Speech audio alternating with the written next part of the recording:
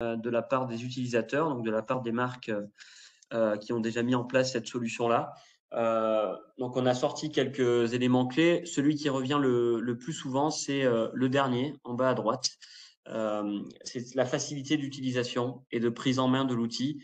Donc, pour cela, je vais bien sûr laisser les équipes Rossignol témoigner sur cette partie-là. Donc, je vais simplement ouvrir le micro de Simon. Hop. Donc, normalement, Simon, tu dois m'entendre. Oui, bonjour à toutes et à tous. Bonjour tout le monde. Très bien, on t'entend très bien. Super, parfait. Donc on prend le relais, c'est ça? Oui, je déroulerai les slides, du coup. Ok, super. Bon alors oui, je suis ici avec Lucille. Une petite présentation très rapide. Donc je suis en charge des projets retail et e-commerce au sein de la DSI de chez Rossignol depuis maintenant 5 ans. Et moi, je suis donc Lucille, contrôleur de gestion et responsable de la fiabilisation des stocks sur Ski Rossignol SAS. Donc, c'est la société mère pour toute la zone Europe. Donc on va faire une petite présentation de Rossignol dans le monde du retail, très rapidement pour remettre dans le contexte. Donc Rossignol a commencé à ouvrir quelques boutiques en 2015. Principalement en France et en Italie. Et on a décidé de migrer sur la solution CJY2, sur la version SaaS, en début janvier 2017. Donc c'est un projet qui a été mené un petit peu en amont, mais on a lancé notre première ouverture de boutique avec ce logiciel en fin janvier 2017 sur Paris. À savoir qu'aujourd'hui, on a entre 30 et 35 boutiques. Alors avec les dernières ouvertures, on est plus proche des 35 que des 30. Au plus fort on va dire, du monde retail chez Rossignol, on est monté à 45 boutiques worldwide, donc sur la partie Nord-Amérique et principalement en Europe, sur la France, l'Italie, l'Espagne, la Suisse, l'Autriche et l'Allemagne. À savoir qu'on a aujourd'hui notre logiciel Y2 n'est plugué que dans les boutiques Rossignol, c'est-à-dire au nom de Rossignol. Donc c'est des stocks qui nous appartiennent. On a différents types de boutiques comme des outlets, des pro shops, des DOS. Et on a également tous les types de clients, donc à savoir des particuliers, lambda, mais aussi des entreprises ou des professionnels de ski. C'est à peu près ce qu'on peut dire pour la partie Rossignol. On y reviendra un peu plus tard, mais pour faire un petit point rapide sur le projet Inventory Tracking, donc c'est quelque chose qu'on a commencé l'année dernière, en juin-juillet 2021. On a eu quelques journées de consulting avec un consultant Cégide spécialisé sur cette solution. Et on a fait un POC sur notre boutique de Chamonix entre 1 et 2 semaines. Et en fait, vu que le POC s'est très bien passé, on a décidé de mettre en production sur toutes nos autres boutiques dans la foulée, donc courant mois de novembre, mois de décembre. Sachant qu'on clôture l'année au 31 mars, ça nous permettait de passer toutes les inventaires donc de janvier à mars sur cette solution. C'est ça. Donc, je pense que Florian, tu peux passer à Ouais. la Ok. diapo d'après, s'il te plaît. Super, merci. Donc, on va répéter un peu ce que Florian a dit, mais effectivement, aujourd'hui, nous, on peut vous détailler un petit peu comment on utilise en fait Inventory Tracking en magasin. Donc, effectivement, on va l'utiliser sur les inventaires, inventaire complet ou maintenant justement inventaire tournant, ce qu'on faisait très peu avant, dû au fait que notre solution euh, avant Inventory Tracking était très compliquée, très difficile à utiliser. Donc voilà, on a pu mettre en place des inventaires tournant beaucoup plus fréquemment et les boutiques jouent le jeu pour le coup, donc c'est vraiment appréciable et agréable pour nous au siège Lucille pourra en parler un peu mieux que moi, mais avoir un suivi qui est quand même bien meilleur par rapport à avant. On gère aussi toute la réception des marchandises via l'application, donc tout ce qui est annonce de livraison maintenant sont réceptionnés via le PDA et Inventory Tracking.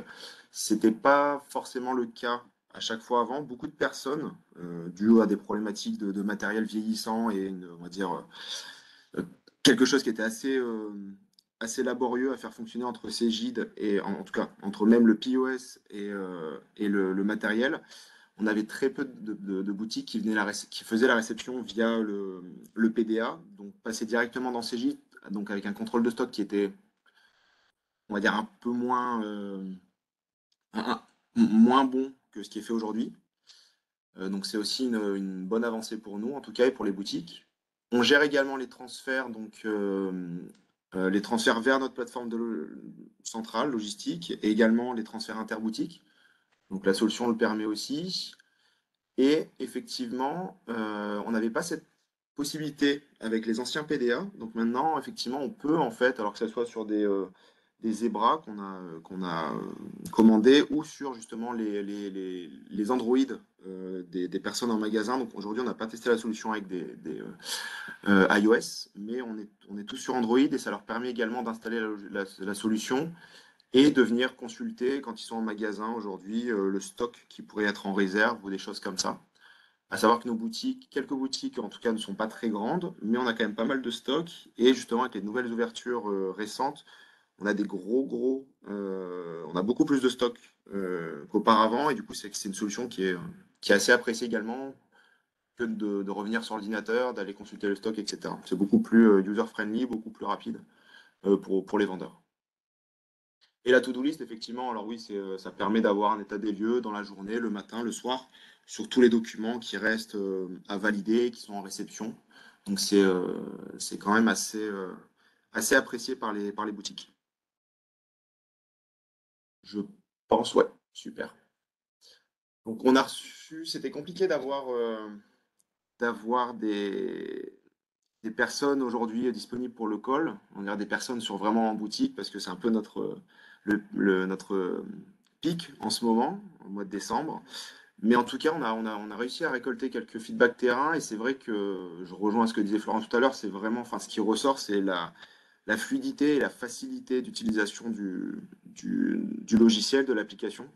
Pour l'avoir utilisé au siège, en tout cas ici pour faire nos tests, etc., ça n'a rien à voir avec ce qu'on utilisait avant. Alors on était un peu dans le monde old school auparavant, il fallait câbler un puits de dévidage, il fallait lancer un logiciel sur le POS.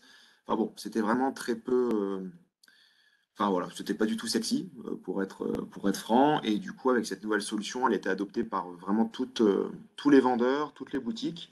On enlève le gros frein qui paraît, enfin, qui était, on va dire, technique, avec justement cette solution un peu vieillissante. Et là, du coup, on a réussi à faire adopter, en tout cas, sans vraiment trop d'efforts, toutes les boutiques sur ce nouveau projet. Je sais pas si Lucie est loin sur ta partie. Du coup, nous, avant, on était sur des inventaires. On réussissait pas à inventorier toutes les boutiques, donc on avait un petit peu des drapeaux orange au niveau des commissaires aux comptes et de l'audit.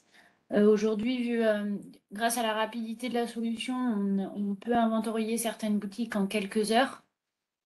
Donc, on est passé d'un taux de 90% des boutiques inventoriées à un taux de 100%. Donc, ça c'est vraiment top. Donc, des inventaires beaucoup plus rapides, des vidages d'inventaire quasiment instantanés. Enfin, en tout cas, je crois en 5 minutes sur les grosses boutiques, C'est ça ça. se déverse. On peut rapidement contrôler les écarts d'inventaire et lancer les recomptages automatiquement. Et donc, comme ça, le soir, c'est bouclé. Et dès le lendemain, la boutique peut réouvrir. Donc, ça, c'est super intéressant. Sur des familles de produits assez chers, type veste, on a lancé des inventaires tournants, comme on disait tout à l'heure. Donc, au niveau du contrôle de gestion, nous, on est très satisfaits. Les commissaires aux comptes aussi nous ont dit que les stocks étaient plus fiables. Donc, voilà, en tout cas, nous, au niveau contrôle de gestion et contrôle interne, c'est plutôt top. Et puis, on voit bien qu'il y a une culture maintenant de la gestion des stocks qui est de plus en plus présente en boutique. Les gens sont sensibilisés à ça et font en sorte d'avoir des stocks les plus clean possibles avant le lancement des inventaires, quoi. Voilà pour moi. Alors, j'ai une question qui est été posée, c'est comment vous avez choisi justement votre. Alors, c'est peut-être par hasard, mais comment vous avez choisi votre boutique pilote? Quels ont été les critères Vas-y, je au t'en choix prie. de Chamonix? En fait, on a une petite boutique dans l'hôtel de la Folie Douce à Chamonix. Et en fait, c'était fermé, non? C'était pas encore ouvert. L'hôtel n'était pas encore ouvert. Donc, ça nous permettait d'avoir un stock qui était figé. D'accord. La boutique ouvrait la semaine d'après. Ok. Ça répond, je pense, à la question demandée. Euh, et après, d'un point de vue aujourd'hui, donc sur les usages à date, déjà, on va dire les fonctions clés sont utilisées. Est-ce que il y a une réflexion dans vos équipes justement à terme d'embarquer des fonctions omnicanal comme on a pu. Complètement. Oui, oui, complètement. C'est vrai que j'en ai pas parlé, mais effectivement, aujourd'hui, on va dire, on fait presque pas d'omnicanalité. Vraiment un tout petit peu, mais on va dire que c'est vraiment le tout début. Mais effectivement, avec la solution, on a vu que toute la partie réservation web, etc., était gérée. Donc c'est clair que c'est un gros plus pour notre entre guillemets, projet omnicanalité qui va se lancer sur 2023, normalement. Donc, on n'a pas encore testé, pour le coup, mais bon, on a vu que c'était une solution qui était, on va dire une possibilité, une option qui était proposée. Donc, oui, c'est sûr que je pense en tout cas que ça va nous simplifier le travail sur cette partie-là. D'accord. Et donc il y a une question aussi qui est posée, c'est alors il me semble que vous m'aviez donné la réponse, mais on va la faire partager à tout le monde. C'est combien vous avez de PDA, on va dire, par magasin? Alors, ça dépend du type de magasin. Aujourd'hui, on a un PDA minimum par magasin, donc on a changé tout notre parc. Enfin voilà, on a racheté une cinquantaine de. Donc on est sur du Zebra TC21 pour le coup. On a changé tout notre parc de PDA. On va dire une cinquantaine de PDA. De mémoire, je crois qu'on en a 4 ou 5 en spare pour justement pour nos inventaires, en fait, pour pouvoir faire parvenir lors des journées d'inventaire dans les boutiques, pour qu'ils aient la possibilité d'avoir plus qu'un PDA. Sur des grosses boutiques, on est sur 2 voire 3 PDA. Et après, on a aussi l'utilisation des téléphones pour. Alors, c'est plutôt pour justement la constellation de stock, pour le coup, aujourd'hui. Euh, mais voilà. Ok. Ok. Et je vais peut-être, alors, du coup, moi, vous poser une dernière question. Et après, on arrivera au terme de ce webinaire. Sur le projet, donc effectivement, il y a eu ce magasin pilote sur Chamonix. Et après, en termes de déploiement, est-ce que vous vous rappelez à peu près combien de temps ça a pris pour implémenter cette solution sur l'ensemble des boutiques? Alors, en fait, c'était plus, on va dire, un délai en termes de disponibilité de matériel, de PDA. Mais pour le coup, après, comme tu l'expliquais, Florian, tout est géré, on veut dire, tout paramétrage des PDA peut être géré sur la web app.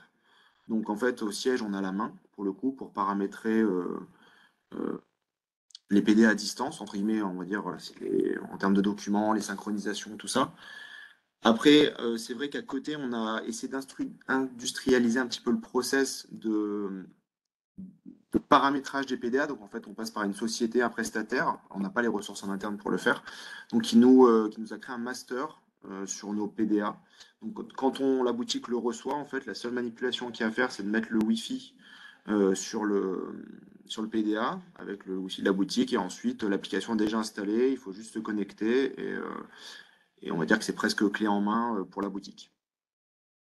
Ok. Et voilà, et puis oui, en termes de ce que je disais au début, on a eu 2 à 3 jours de projet avec un consultant sur voilà, démonstration de l'outil, une petite démo de l'outil, le paramétrage de la solution.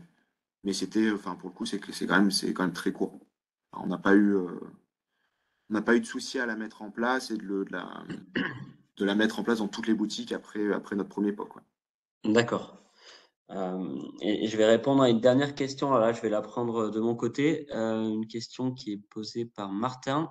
Donc effectivement, la question, je vais l'énoncer pour tout le monde, c'est est-ce qu'il est possible de partager un même PDA pour 2 boutiques, on va dire, qui sont proches géographiquement. Et si la réponse est oui, le process de désaffecter le scanner d'une boutique et l'affecter à une autre est-il long? Donc, effectivement, c'est possible de pouvoir avoir un PDA, on va dire, qui est temporairement à Lyon-Part-Dieu et qui, le lendemain, va à Lyon-Confluence, par exemple. Au niveau de la connexion, donc il y a 2 choses. Il y a déjà l'utilisateur qui va se connecter a forcément par défaut un établissement qui lui est rattaché. Et si au moment de la connexion, ben, l'établissement n'est pas le bon, dans les paramètres en fait de l'application, juste, hop, si je reviens juste là, ici, ici, voilà, dans les settings, quand on clique sur les settings, on a juste à choisir le bon dépôt, par exemple, pour être positionné sur le magasin dans lequel on est actuellement. Donc, j'espère que ça répond à vos questions. Donc, on arrive au terme de ce webinaire. Donc, déjà, premièrement, j'aimerais remercier Lucille et Simon pour votre témoignage. Merci du temps que vous nous avez accordé.